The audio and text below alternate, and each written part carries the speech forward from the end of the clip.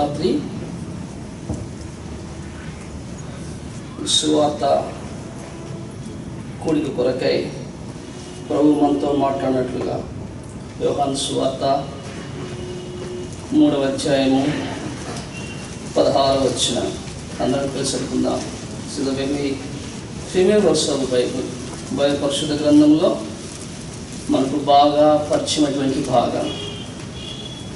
సువార్త గాస్పెల్ ప్రొక్లైమింగ్లో, సువార్త కూడికల్లో, సువార్త క్యాంపైన్లో ప్రత్యేకంగా జనరల్గా అందరూ చెప్పేటువంటి మాటే. So let's start the gospel according to John chapter 3 verse 16, reading all together please. యోహాను సువార్త 3వ అధ్యాయము 16వ వచనం కలిసి చదువుకుంటాం. దేవుడు లోకమును ఎంతో ప్రేమించెను, కాగా ఆయన తన అద్వితీయ కుమారునిగా పుట్టిన వాని యందు విశ్వాసముంచు ప్రతి వాడును నశింపగా నిత్య జీవం పొందినట్లు ఆయనను అనుగ్రహించెను.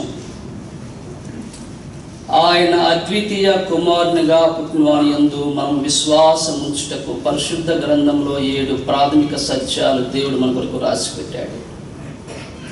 యేసుక్రీస్తు ప్రభువు దేవుని కుమారుడుగా, అద్వితీయ కుమారునిగా ఈ లోకం వంటి పాపుల వంటి ప్రజలు, నశించిపోతున్నటువంటి ప్రజలు రక్షణ పొందుట కొరకై తండ్రి ఏర్పాటును బట్టి, తండ్రి యొక్క సంకల్పను బట్టి, తండ్రి యొక్క ప్రేమను బట్టి ఈ లోకానికి ఆయన పంపబడ్డాడు. That is fundamental fact about the first coming of Lord Jesus Christ into this world.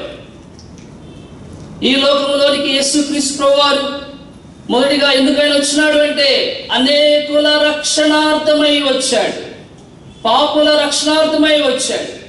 కనుక దేవుని అద్వితీయ కుమారునిగా పుట్టిన యేసుక్రీస్తు ప్రభువునందు విశ్వాసం ఉంచటం అనుపుణ్యము, అది తప్పదు ప్రతి మానవునికి. ఈ రాత్రి ఆయన మీద విశ్వాసం ఉంచాలి.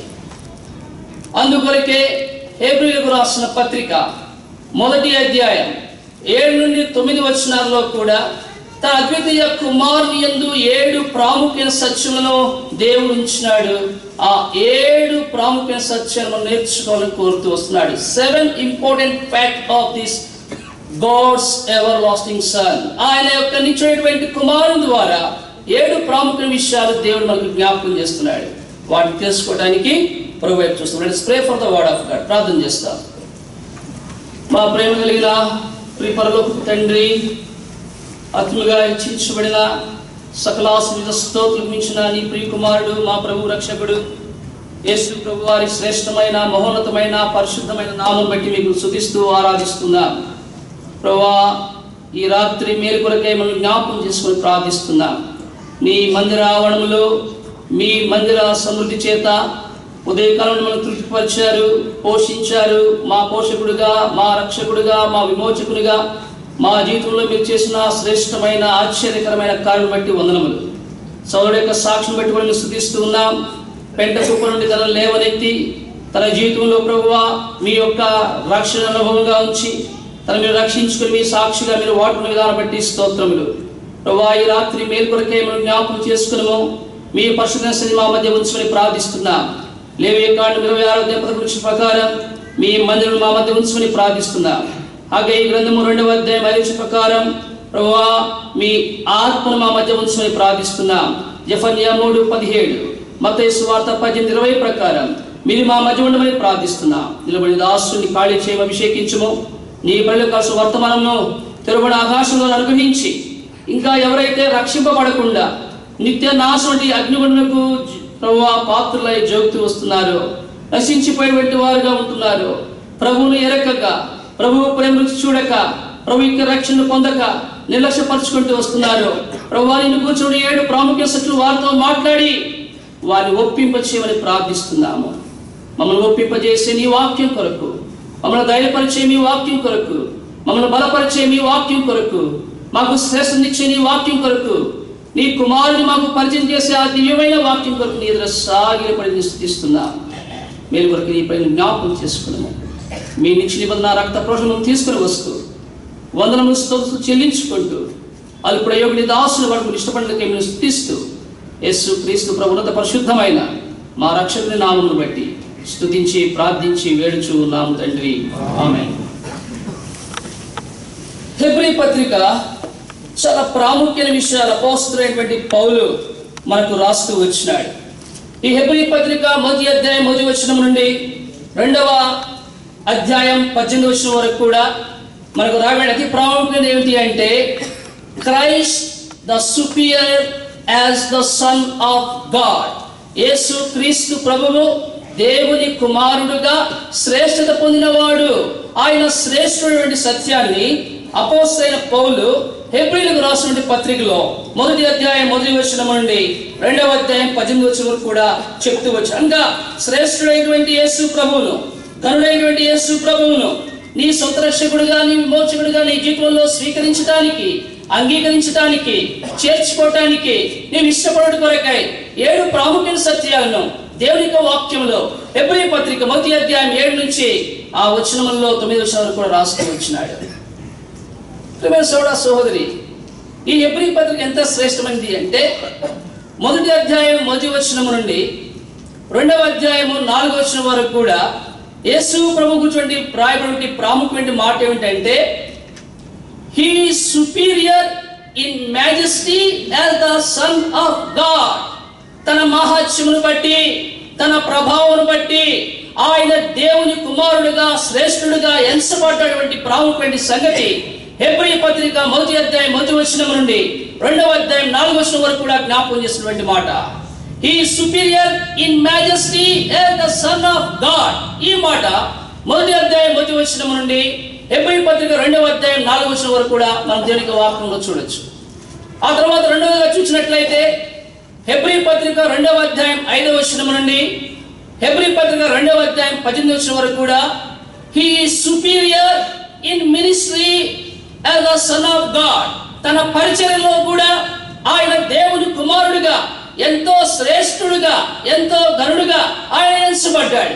ఇంత ఘనుడైన యేసుక్రీస్తు ప్రభువు, ఇంత శ్రేష్ఠుడైన యేసుక్రీస్తు ప్రభువు, ఏ మానవుడు సమీపాన్ని తెలిసినటువంటి ఈ ప్రభువు, అమరత్వమైనటువంటి ఈ దేవుడు, ఆయనలో చంచలత్వమైనను గమనాగమైనటువంటి చాటినటువంటి వాడు, పరలోకంలో స్తుతులకు యోగ్యుడిగా, ఆరాధనకు యోగ్యుడినటువంటి ఆ దేవుడు సమస్తము ఆయన బట్టి సృష్టించబడినప్పుడు, సమస్తము ఆయన బట్టి కలిగినప్పుడు తన మహిమను, తన ప్రభావం వదులుకొని ఒక దీనుడుగా, రిక్తుడుగా నీ రక్షణ కొరకు, నీ పాప క్షమాపణ కొరకు ఈ లోకంలోనికి తాను తగ్గించుకుంటూ వచ్చినాడు. అందుకని యోహాను ఆయన చూచినాడు. యోహాను సువార్త 1వ అధ్యాయం 29వ వచనంలో బాప్తిస్మం ఇచ్చి యోహాను యేసు ప్రభువును చూచి ఒక మాట చెప్తాడు.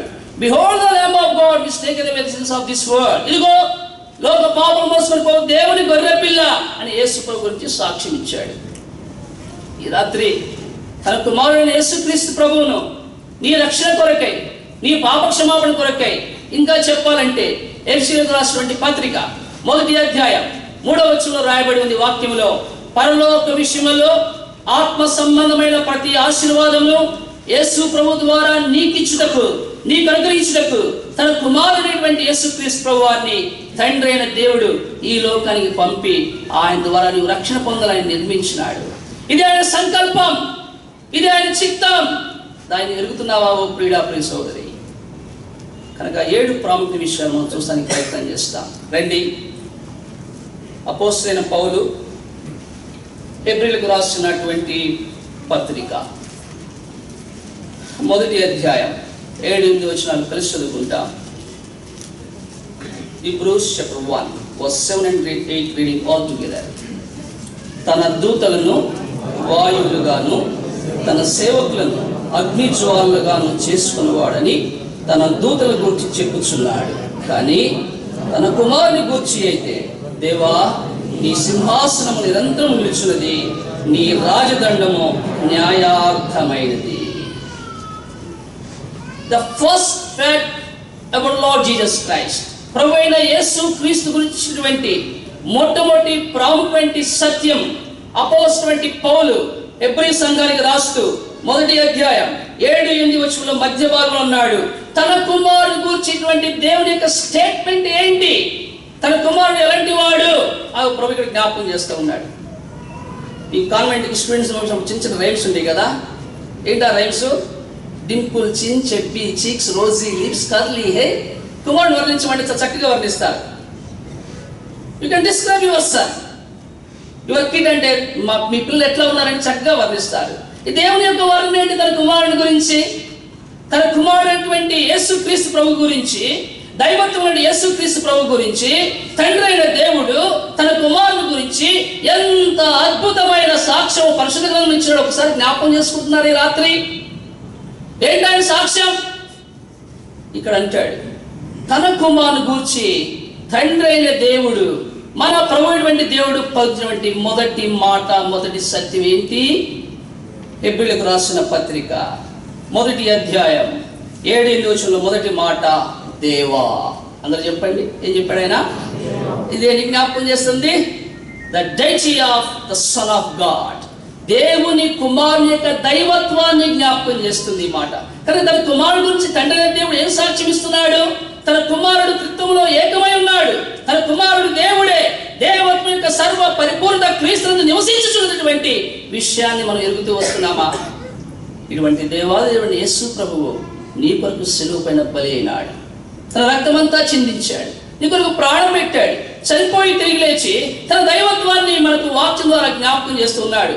యేసుక్రీస్తు ప్రభువు దేవుని అద్వితీయ కుమారునిగా నీవు నశించిపోకుండా ఆయన ద్వారా నీవు రక్షణ పొందడానికి ఆయనను అనుగ్రహించిన సత్యం నీవు నేర్చుకున్నట్లయితే మొట్టమొదటిగా you should accept the deity of our saviour and lord Jesus Christ. నీవు మన ప్రభు అయిన రక్షకుడైన యేసు ప్రభు యొక్క దైవత్వాన్ని అంగీకరించవలసిందే. ఇది నీ రక్షణకు ఆధారమైనటువంటి మాట బైబిల్ గ్రంథంలో. ఇంకా నీవు అంగీకరించుకుని నిరాకరిస్తున్నావా? ప్రియుడు, ఒకసారి జ్ఞాపకం చేసుకో. తన కుమారుడు గురించి సాక్ష్యం ఇస్తాడు. ఏమన్నాడు పౌలు? చూడండి, చక్కటి మాట. హెబ్రీయులకు రాసిన పత్రిక 1వ అధ్యాయం 7వ వచనంలో తన కుమారుని గూర్చి అయితే ఏం చెప్తున్నాడు ఆయన? దేవా.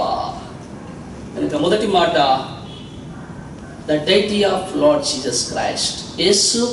యేసుక్రీస్తు ప్రభు యొక్క దైవత్వాన్ని దేవుని యొక్క వాక్యం జ్ఞాపకం చేస్తూ ఆయన్ని నమ్మాలి, విశ్వసించడం కొరకే ఈ మాట. అందుకని ప్రభు అంటాడు యోహాను 3:16, దేవుడు తన కుమారుని లోకానికి, ఎందుకంట అద్వితీయ కుమారుడు పుట్టిన యందు విశ్వాసం ఉంచటానికి. ఎవరి అద్వితీయ కుమారుడు?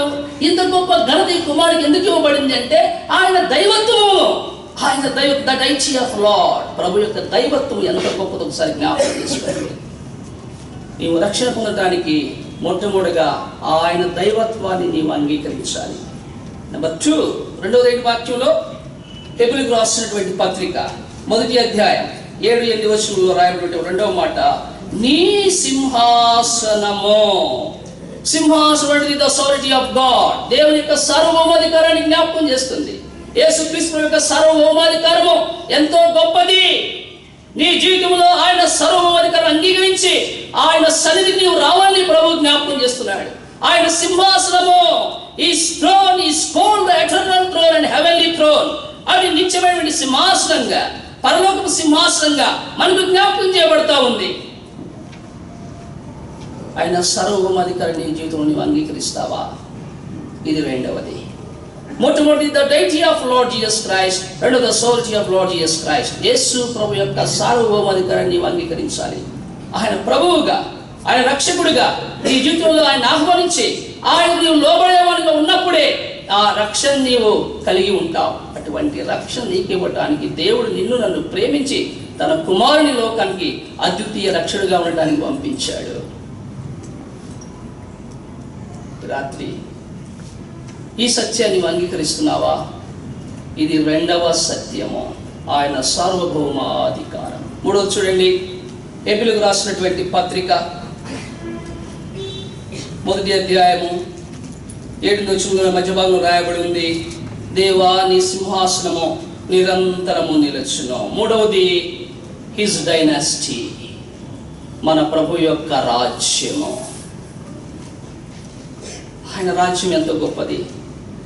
Strong book of Daniel chapter 2:44. దానియేలు గ్రంథము 2వ అధ్యాయము 44వ వచనం.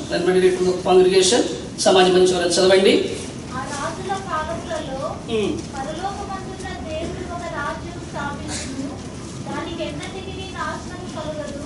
ఒక రాజ్యం ఆయన స్థాపిస్తాడు, దానికి ఎన్నటికి నాశనము కలుగదు. నిరంతరము నిలిచినటువంటి ఆయన రాజ్యం గురించి ఆయన జ్ఞాపకం చేస్తున్నాడు.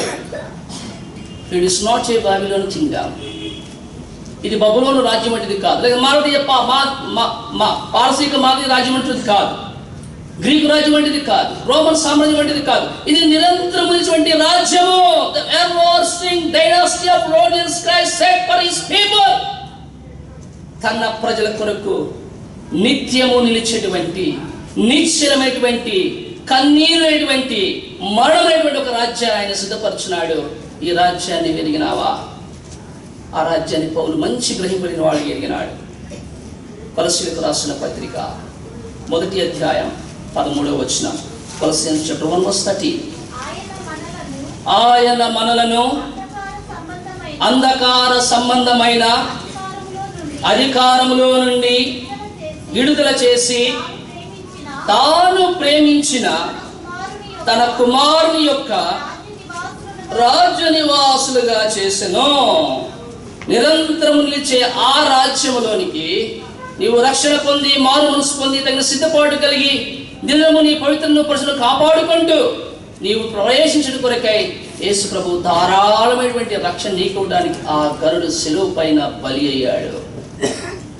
ఇంత శ్రేష్టమైన వర్తమానం ద్వారా తన కుమారుని గురించినటువంటి పరిచయం, తన కుమారుని గురించినటువంటి గ్రహింపు మనకిచ్చడు కొరకై తన కుమారుని గురించి తండ్రి అయినటువంటి దేవుడు, సర్వలోక సృష్టికర్త మనతో ఆయన మాట్లాడుతూ ఉన్నాడు. తన కుమారుని గురించినటువంటి ప్రాముఖ్యమైన సత్యం. This is the third fact. ఇది 3వ సత్యము. నెంబర్ 4, 4వది. హెబ్రీయులకు రాసిన పత్రిక 1వ అధ్యాయం. హెబ్రీయులకు రాసిన పత్రిక 1వ అధ్యాయం 7వ వచనంలో నీ రాజదండము, ఇది 4 రాజదండము. It speaks of authority of his son. ఆయన కుమారుని యొక్క అధికారం గురించి జ్ఞాపకం చేయబడుతుంది. రాజదండం, ఆయన అధికారం ఇటువంటి వాడు. యేసుక్రీస్తు ప్రభువారు శరీరానికి భూమి ఉన్నప్పుడు తన శిష్యులతో ఆయన మాట్లాడే మాటలు ఒకసారి జ్ఞాపకం చేసుకుంటూ రాగలిగినట్లయితే మత్తయి సువార్త 28వ అధ్యాయం. రండి, దేవుని వాక్యంలో ఈ రాత్రి ఆయన అధికారం గురించి ప్రభు మనతో జ్ఞాపకం చేస్తూ వస్తున్నాడు. మత్తయి సువార్త 28వ అధ్యాయము వచనము 18. Gospel according to Matthew chapter 28 verse 18. Reading all together please. కలిసి చదువుకుంటామండి. అయితే యేసు వారి యుద్ధకు వచ్చి పరలోకమందును భూమి మీదను నాకు సర్వాధికారము ఇయ్యబడి ఉన్నది. ఏంటా సర్వాధికారం? ఆయన ఇవ్వబడిన అధికారము ఎంతో గొప్పది, అది శ్రేష్టమైనటువంటిది. మత్తయి సువార్త 9వ అధ్యాయము 6వ వచనము. The authority of Lord Jesus Christ, the power of Lord Jesus Christ to forgive our sins. మన పాపము క్షమించుటలో ఆయన సమానమైన అధికారం గురించి ప్రభు మనతో మాట్లాడుతూ వస్తున్నాడు. రాజదండమైన అధికారానికి సాదృశ్యంగా ఉంది. మత్తయి సువార్త 9వ అధ్యాయం 6వ వచనం కలిసి చదువుతాం. అయినను పాపములు క్షమించుటకు భూమి మీద మనుష్య కుమారునికి అధికారం కలదు. ఈ మాట ప్రభు జ్ఞాపకం. ఆయన అధికారం బట్టి ఆ యొక్క వ్యక్తిని ప్రభు బాగు చేశాడు, ఆ వ్యక్తిని స్వస్థపరిచినాడు. వెంటనే 7వ వచనంలో రాయబడింది దేవుని యొక్క వాక్యంలో, వాడు లేచి తన ఇంటికి వెళ్ళెను, జనులను చూచి భయపడి మనుషులకి అధికారం ఇచ్చిన దేవుని మహిమ పరచిది. ప్రభువు తన అధికారాన్ని జ్ఞాపకం చేస్తూ, తన శక్తిని జ్ఞాపకం చేస్తూ, ఈ దినమున నీ రక్షణకు సాదృశ్యమైనటువంటి యేసు క్రీస్తు యొక్క పునరుద్ధాన శక్తిని నీవు ఎరగాలని జ్ఞాపకం చేస్తున్నాడు. నీవు దాన్ని అనుభవించడానికి నీ జీవితంలో యేసు ప్రభు సరిపోయిన వాడుగా ఉన్నాడు, యేసు ప్రభు చాలిన వాడుగా ఉన్నాడు. ఆయన నువ్వు అంగీకరిస్తావా? మొట్టమొదటిగా మనం చూసాం ఇస్ డైటీ, ఆయన యొక్క దైవత్వము. రెండవదిగా మనం చూస్తూ వచ్చినాం ఇసారిటీ, ఆయన సార్వభౌమాధికారము. మూడవదిగా చూస్తూ వచ్చాం హిస్ డైనాసిటీ, ఆయన యొక్క రాజ్యము లేక సామ్రాజ్యము. నాలుగుగా చూస్తూ వచ్చినాం హిస్ అథారిటీ, ఆయన అధికారము. ఐదవదిగా చూడండి, హెబ్రీయులకు రాసినటువంటి పత్రిక 1వ అధ్యాయం 7వ వచనం చివరి భాగంలో రాయబడింది, నీ రాజదండము న్యాయార్థమైనది.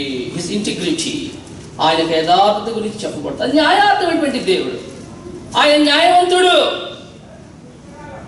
ఆ న్యాయవంతుడు నీవు పొందవలసిన శిక్షను తాను అనుభవించినాడు, నీ పొందవలసిన నిందను ఆయన పొందినాడు, నీ కొరకై తను సంపూర్తిగా శిలువ పైన అర్పించబడ్డాడు. లేవి కాండం మొదటి 7 వచనాల్లో కూడా మొదటి 7 అధ్యాయాల్లో కూడా 5 ప్రాముఖ్యమైన బలు గురించి ప్రభు రాసినాడు.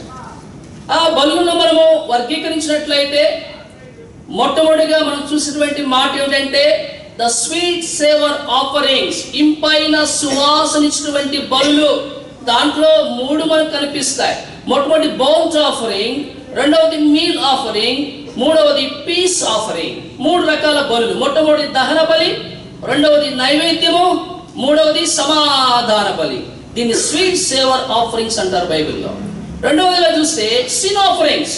దీంట్లో 2 విషయాలు ప్రభు మనకు జ్ఞాపకం చేస్తారు. మొట్టమొదటి సిన్ ఆఫరింగ్, రెండవది ట్రెస్పాస్ ఆఫరింగ్, పాప పరిహారార్థ బలి, తర్వాత అపరాధ పరిహారార్థ బలి. ఈ బలి యొక్క నిర్వచనం అంతటినీ కూడా యేసు ప్రభువు తన శరీరమును శిలువ పైన అప్పగించడం ద్వారా, తన రక్తము సంపూర్తిగా చిందించడం ద్వారా, ఆ దేవునికి శ్రేష్టమైన బలి అర్పణగా తన ప్రాణమించడం ద్వారా సంపూర్తిగా శిలువలో నెరవేర్చినాడు. దేవుని చిత్తము నెరవేర్చినాడు. నీ రక్షణ కొరకై, నీ మారు మనసు కొరకై, నీ పాప క్షమాపణ కొరకై, నీకు నెమ్మది, శాంతి, సమాధానం కొరకై ఆఖరుడు శిలువ పైన బలి అయినాడు నీకు మారుగా. దేవుని యొక్క శిక్షను తాను అనుభవించినాడు. ఆయన అన్యాయపు తీర్పు తీర్చబడిన వాడుగా నీ కొరకై బలి అయినాడు, సమాధి చేయబడ్డాడు. మరణం జయించి ఆయన తిరిగి లేచి తండ్రి కూర్చొని ఆరోహణమై తిరిగి ఆయన రాబోతూ ఉన్నాడు. 5వది ఇన్స్పిరిటీ, ఆయన యథార్థను మనకు జ్ఞాపకం చేయబడుతుంది. ఆయన న్యాయమైనటువంటి శిక్షను, మన మొదటి శిక్షను ఆయన అన్యాయం తీర్పు తీర్చబడినవాడుగా అనుభవిస్తూ వచ్చినాడు. ఈ దినమున నీ కొరకే సమస్తం ఆయన జరిగించినాడు. నీవు చేయవలసింది ఒక్కటే, నీవు కూర్చున్న స్థలంలో ప్రభువా నేను పాపిని, నా నైజం నేను ఎదిగినాను, నా స్థితి నేను గుర్తించినాను. నీ పరిశుద్ధమైన రక్తం ద్వారా, నీ నిబంధన రక్తం ద్వారా ప్రభువా నా పాపను కడుగు ప్రభువా, నా పాపను విడిచిపెడుతున్నాను ప్రభువా, నిన్ను అంగీకరిస్తున్నాను ప్రభువా, నా రక్షణ నేను స్వీకరిస్తున్నాను ప్రభువా అని ప్రభు నువ్వు చేర్చుకున్నట్లయితే నీవు ఆ నిత్య నాశనం నుండి తప్పించబడతావు. అందుకనే తండ్రి అంటాడు, యోహాను ద్వారా మాట్లాడుతూ వచ్చాడు. యోహాను సువార్త 3:16లో దేవుడు లోకమును ప్రేమించి తన అద్వితీయ కుమారుడుగా పుట్టినవాని విశ్వాసముంచు ప్రతి వాడును నశింపక నిత్య జీవం పొందినట్లు ఆయనను మనకు అనుగ్రహించాడు. 5 విషయాలు చూశాం. 6వదిగా రండి, హెబ్రీయులకు రాసిన పత్రిక 1వ అధ్యాయం. హెబ్రీయులకు రాసిన పత్రిక 1వ అధ్యాయం. ఇప్పుడు 9వ వచనాన్ని అందరం కలిసి చదువుకుంటాం. Hebrews chapter 1:9 reading out to please. నీవు నీతిని ప్రేమించితివి, దుర్నీతిని ద్వేషించితివి, అందుచేత దేవుడు నీ తోటి వారి కంటే నిన్ను హెచ్చించున్నట్లుగా ఆనంద తైలముతో అభిషేకించెను. 6వ మాట హిజ్ స్పిరిచువాలిటీ, ఆయన యొక్క ఆత్మీయ స్వరూపత్వం జ్ఞాపకం చేస్తూ ఉన్నాడు.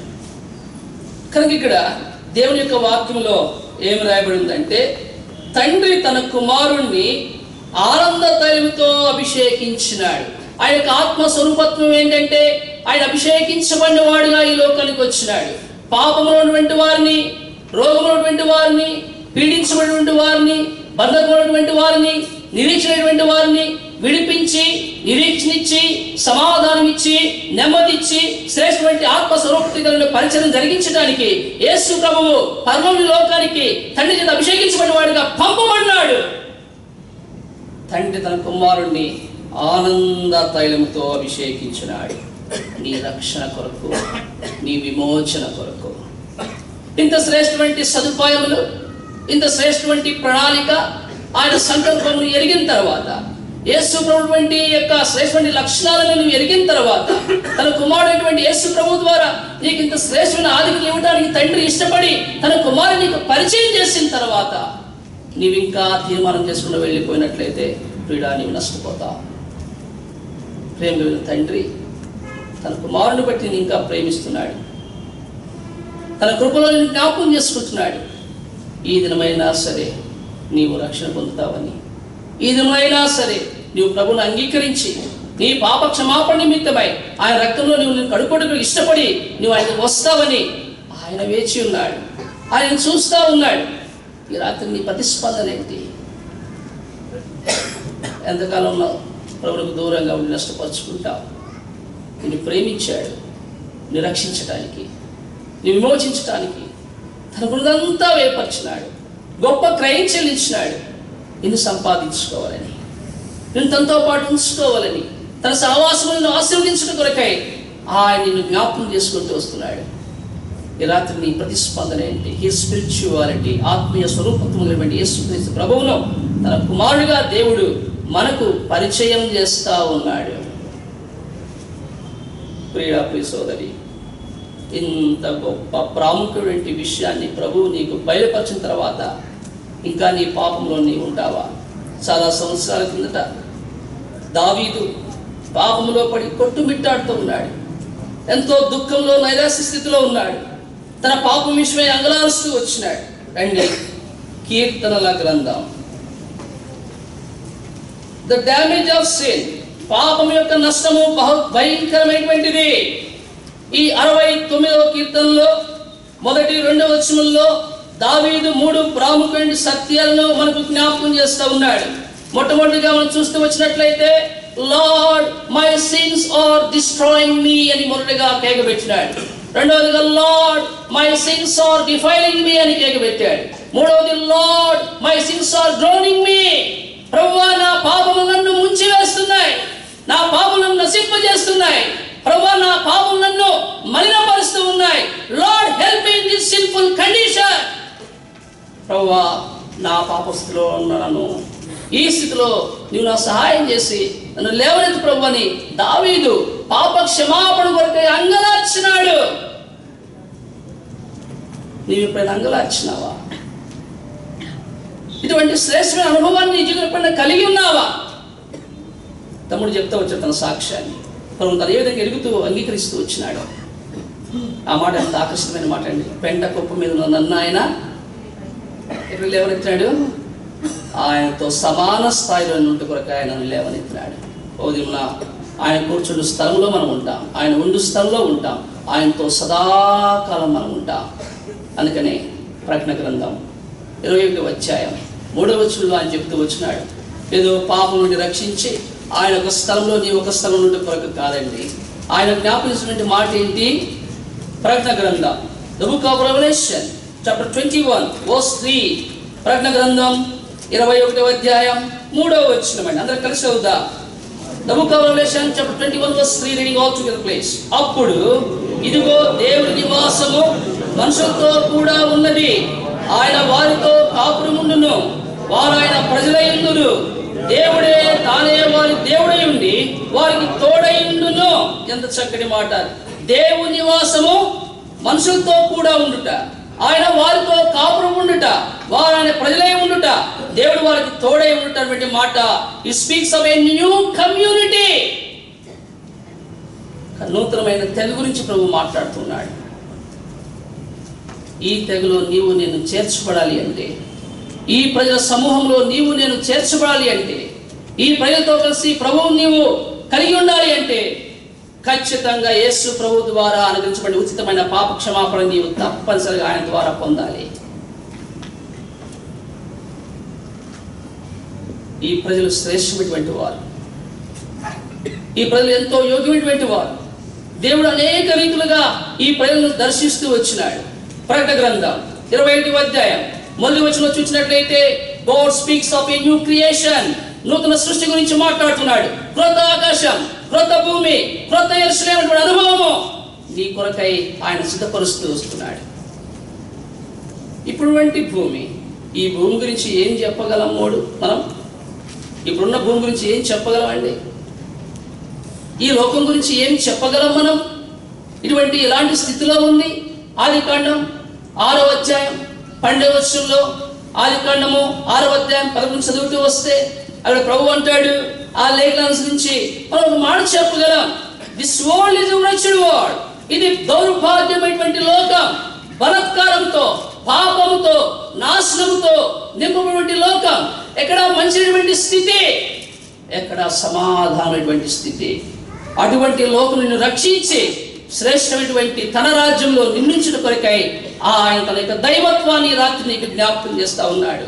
తన సార్వభౌమాధికారాన్ని, తన సామ్రాజ్యాన్ని, తన అధికారాన్ని, తన యొక్క యథార్థతను, తన యొక్క ఆత్మస్వరూపత్వమును ఆయన జ్ఞాపకం చేస్తా ఉన్నాడు. అంగీకరిస్తావా? తన ప్రజగా నిన్ను చేసి ఒక నూతనమైనటువంటి సృష్టిని భాగంగా చేయడం కొరకై ఆయన క్రొత్త ఆకాశము క్రొత్త భూమిని మన అనుభవంలో స్వాధీనం ఉంచబోతున్నాడు. రెండవదిగా చూస్తే ఆయన ప్రజలుగా ఎంచుకోవడం కొరకై ప్రకటన గ్రంథం 21వ అధ్యాయం 2వ వచనంలో ఆయన జ్ఞాపకం చేస్తున్నాడు. ఏ న్యూ క్యాపిటల్, నూతనమైనటువంటి పట్టణము, రాజధాని. ఏ న్యూ క్రియేషన్, రెండోది న్యూ క్యాపిటల్. ఎవరైతే రక్షణ పొంది ఆయన రాజ్యానికి సిద్ధపడినటువంటి వారుగా ఉన్నారు, వారి అనుభవంలో ఆయన ఉంచబోతున్నాడు. ఏ న్యూ క్యాపిటల్, నూతనమైనటువంటి పట్టణం.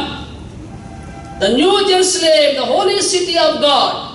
నూతన యెరూషలేము పట్టణము దేవుని పట్టణంగా మన గ్రహింపులోనికి వచ్చిన కొరకై ప్రభు మనకు జ్ఞాపకం చేస్తూ ఉన్నాడు. మూడోది మనం చూస్తాం, ఏ న్యూ కమ్యూనిటీ, ఆయన ప్రజలుగా ఉండటానికి. ఆ తర్వాత 4వ వచనం కింద భాగంలో మనం వెళ్తూ వచ్చినట్లయితే ఏ న్యూ కాన్స్టిట్యూషన్, ఒక నూతనమైన ఏర్పాటు చేశాడు. ఎందుకొరకండి? ఈ లోకము మనకు నివాసయోగ్యమైనది కాదని ఎబ్రీ పత్రిక 11వ అధ్యాయంలో రాయబడి ఉంది. ఆ తర్వాత రెండవదిగా చూస్తే ప్రసంగి గ్రంథం 1వ అధ్యాయంలో ఇది పనికిమాలినటువంటి లోకం, పనికిమాలినటువంటి లోకం. జిహెచ్ఎంసి వాళ్ళు 2 తట్లు ఇస్తారు కదా మనకి, 2 బొట్లు ఇస్తారు. ఏంటంట? మీకు బాగా మంచి క్లీన్ సిటీ కూర్చున్నారు హైదరాబాద్ మీద అంతా కలిసి. ఇంకా అమరావతిలో ఆ సిస్టమ్ అడాప్ట్ కాలేదు. ఇంకా ఏంటండి కమాండ్ ఏంటది? తడి చెత్త, ఏదైనా చెత్తేగా, ఏదైనా పనికి మాలదే కదా. అది ఏ ఇంట్లో ఫ్రిడ్జ్లో పెట్టుకునేది కాదు, లేకపోతే చిల్లుగా పెట్టుకునేది కాదు, లేదా అల్మార్లో పెట్టుకునేది కాదు, బ్యాంక్ లాకర్లో అంతకంటే పెట్టుకునేది కాదు. కానీ పాపం, ఈ పాపానికి ప్రజలందరూ కూడా మంచి లాకర్ ఏర్పాటు చేశారు. That is our heart. Secret code ఉంటుంది దీనికి. ఎప్పుడు కావాలంటే అప్పుడు పాస్వర్డ్ నొక్కుతారు, పాపం బయటకు వస్తే ఎప్పుడైతే పాపం మన లోపలికి వెళ్ళిపోద్ది, మన షట్ డౌన్, షట్ ఓపెన్. తడి చెత్త, పొడి చెత్త, ఏదైనా చెత్తే. 2 ఇంట్లో ఉంచడానికి వీలుందా? అందులో జిహెచ్ఎంసి వాడు. జిహెచ్ఎంసి అంటే ఈ అబ్రివేషన్స్ ఇస్తారండి మీరు. Greater Hyderabad municipal corporation. ఎంత చక్కటి మాట అండి. ఎంత గ్రేటర్ అయినా కూడా ఏముంది గ్రేటర్లో? చెత్త. దాన్ని తీసుకెళ్ళాలి. సూర్యునికి దొరికినటువంటి ఈ పని జరిగించినప్పుడు ఆ పనిని చూసి ప్రసంగి అంటాడు, సూర్యుని కింద దొరుకుతుందంతా కూడా వ్యర్థమే. ఆ తర్వాత మూడవదిగా చూస్తే ఏంటి లోకము? ఎందుకు దేవుడు తన ప్రజలను ఆ శ్రేష్ఠ స్థాపించడానికి ఆయన ఇష్టపడుతున్నాడంటే, ఈ పాపులని రక్షించి ఈ లోకం నుండి ప్రత్యేకపరిచి ఒక దినం తనతో పాటించిన కొరకై ఆయన ఇష్టపడ్డాడు కనుకనే తన కుమారుని లోకానికి పంపించాడు. ప్రసంగి గ్రంథం 3వ అధ్యాయం.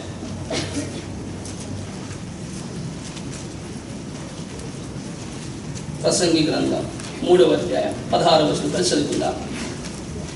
3:16. మరియు లోకమునందు విమర్శ స్థానమున దుర్మార్గం జరుగుటయు, న్యాయమును వస్తున్న స్థానం దుర్మార్గం జరుగుటయు నాకు కనపడెను. మూడవది ఇస్ ఏ విక్డ్ వరల్డ్, ఇది దుష్ట లోకము. ఈ లోకం ఎటువంటిదండి? It's world world, it's worst world, is a wicked world. ఈ దుష్ట లోకము నుండి రక్షించి విమోచించి ఒక శ్రేష్టటువంటి స్థలములో నీతి సమాధానంతో నింపబడిన ఆ యెరూషలేము, నూతనమైన యెరూషలేములో నిన్నను చేసిన కొరకై యేసు ప్రభు నీ కొరకు సిలువలో బలి అయినాడు. నువ్వు అంగీకరించిన వారు కొంతమందిని, ఇంకా అంగీకరించిన వారు కొంతమంది ఉన్నారు. వీళ్ళని స్థితి ఏంటి ఒకసారి ఆలోచించు. ఈ రాత్రి ఆయన దైవత్వాన్ని వాక్యం జ్ఞాపకం చేస్తుండగా, ఆయన సర్వాధికారి దేవుని వాక్యం జ్ఞాపకం చేస్తూ ఉండగా, ఆయన యొక్క న్యాయమును, ఆయన యొక్క యథార్థతను, ఆయన యొక్క ఆత్మస్వరూపత్వమును, ఆయన యొక్క అధికారమును, ఆయన యొక్క రాజ్యమును, ఆయన యొక్క సమస్తమును దేవునికి వాక్యం జ్ఞాపకం చేస్తుండగా ఇంకా ఎంతకాలం నిర్లక్ష్యపరుచుకుంటాం? ఒకసారి ఆలోచించు. అదే వివాహ సమయం వచ్చిందనుకోండి, ఇంట్లో యంగ్స్టర్స్ ఉంటారు, వాళ్ళు పెళ్లి చేయాలి. హైటెక్ సిటీలో 1 lakh శాలరీ. అబ్బా, యాపిల్ ఫోన్ 2 మెయింటైన్ చేస్తున్నాడు. అబ్బా. ఆ తర్వాత మంచి కారు కొన్నాడు. అబ్బా. మాదాపూర్లో మంచి ప్లాట్ కొన్నాడు. అబ్బబ్బబ్బబ్బ, అదే మాకు కావాలి. బ్రదర్, మ్యాచ్ని ఓకే చేయండి. వాడి రక్షణ లేదు కంటే మా పాప వాడి రక్షణ నడిపిస్తుంది బ్రదర్. అబ్బా, ఈ పాప ఎంత డివైన్ ప్రిన్సిపల్తో పెరుగుతున్న పాప అండి. అదే పిల్లలు అయితే మన బ్రదర్ చెప్తున్నాడు, పెళ్లి సంబంధం ఎదురు చూస్తున్నామని. ఆత్మీయంగా తను అంత వద్దుతున్నాడు కాబట్టి సేవకులు చూస్తారు, మంచి వివాహం చేసుకుంటారు. అదే మగపిల్ల విషయం, ఆడపిల్ల విషయం వస్తే అమ్మాయి చాలా బ్యూటిఫుల్గా ఉంటుంది. అబ్బా. అమ్మాయి 2 లక్షలు సంపాదిస్తుంది. అబ్బా. అమ్మాయికి స్కూటీ ఉంది. అబ్బా. వంట కూడా బాగా చేస్తుంది. అబ్బా, బ్యాటరీ కలాల్సిన అవసరం లేదుగా. అమ్మాయికి రక్షణ ఏం పర్లేదు బ్రదర్, ఫిక్స్ చేసాడు. మా అబ్బాయి నడిపిస్తాడు రక్షణలోకి. ఎప్పుడో సార్ ఇద్దరు మందిరానికి ఎప్పుడో మళ్ళీ ఫస్ట్ మ్యారేజ్ వెడ్డింగ్ డేకి వస్తారు, మన యానివర్సరీకి. అంకుల్ మా కొరకు ప్రార్థన చేయండి. లోకంలో ఒక వ్యక్తిలో మనం కోరుకున్న సుగుణాలు, వర్చ్యూస్ కనపడగానే మాకు కావాలి. తన కుమారుడిని లోకపాపం రోజుల కొరకు దేవుని గొర్రెపిల్లగా వదిలించకు తండ్రి పంపి నా కుమారుడిని చూసి ఒకసారి ఆయన ఆ లక్షణాలు జ్ఞాపం చేసుకుని అంటే ఈ కుమారుడు ఇంకా ఎందుకు అంగీకరించట్లేదు? ఎంత విచారకరణం. మానవుడు ఎందుకు తన హృదయాన్ని కఠినపరుచుకుంటున్నాడు? గొప్ప రక్షణ ఇవ్వటానికి ప్రభు బలైనాడే. ఎంత గొప్ప ఆదికులేడు ప్రభు, తను తగ్గించుకున్నాడు. దేవుడిగా శిలువపైన వధించబడ్డాడు. ఒకసారి జ్ఞాపం చేసుకుంటున్నారా? చివరిగా రండి, 7వ సత్యం తన కుమారుని గూర్చి ప్రభు అయినటువంటి దేవుడు హెబ్రీయులకు రాసిన పత్రిక 1వ అధ్యాయం 9వ వచనంలో మనకి వెల్లడిపరుస్తున్నాడు. ద వివోసిటీ, VYVACI, వివాసిటీ అంటే ఆయన యొక్క చురుకుదనము. ఎటువంటిది అంటే ఆయన నీతినే ప్రేమించేవాడుగా, దుర్నీతిని ద్వేషించేవాడిగా ఉన్నాడు. కనుక దుర్నీతిమంతులను ద్వేషించట్లేదండి, వాడు పాపాన్ని ద్వేషిస్తున్నాడు.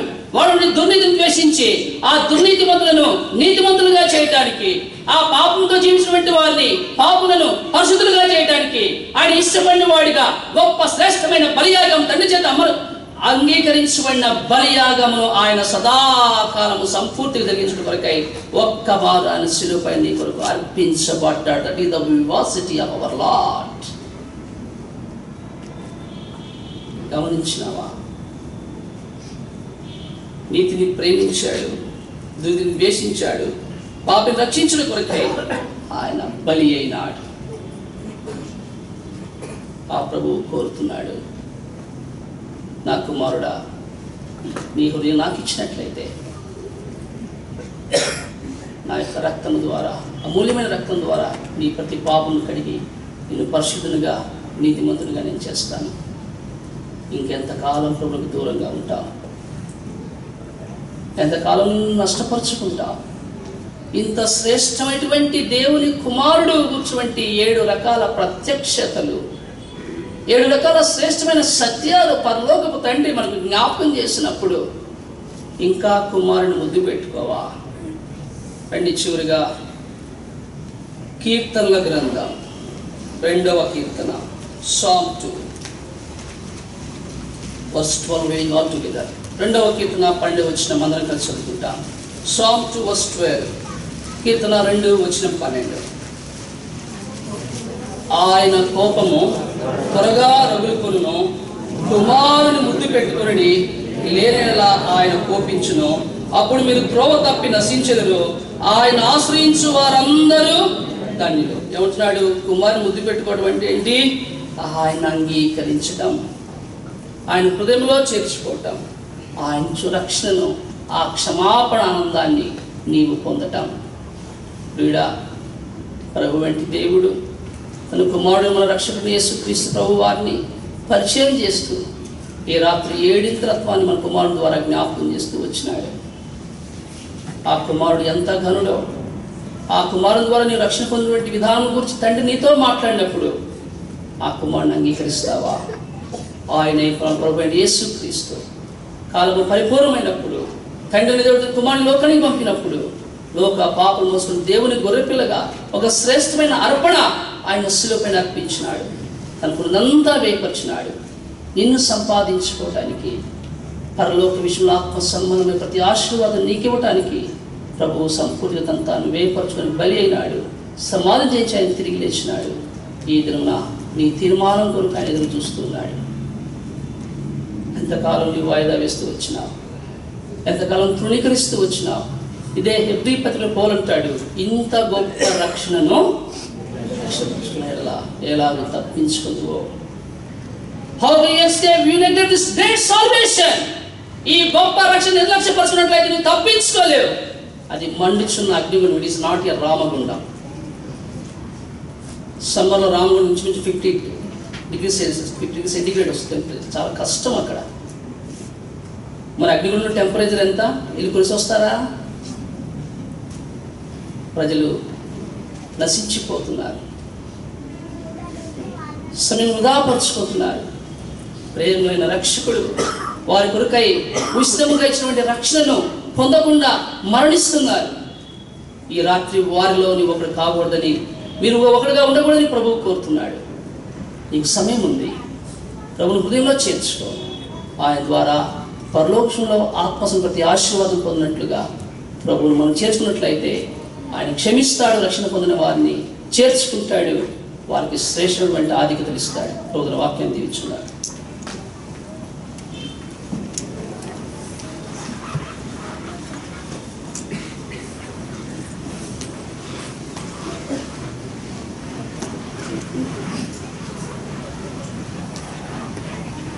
ప్రార్థన చేసుకుంటాం.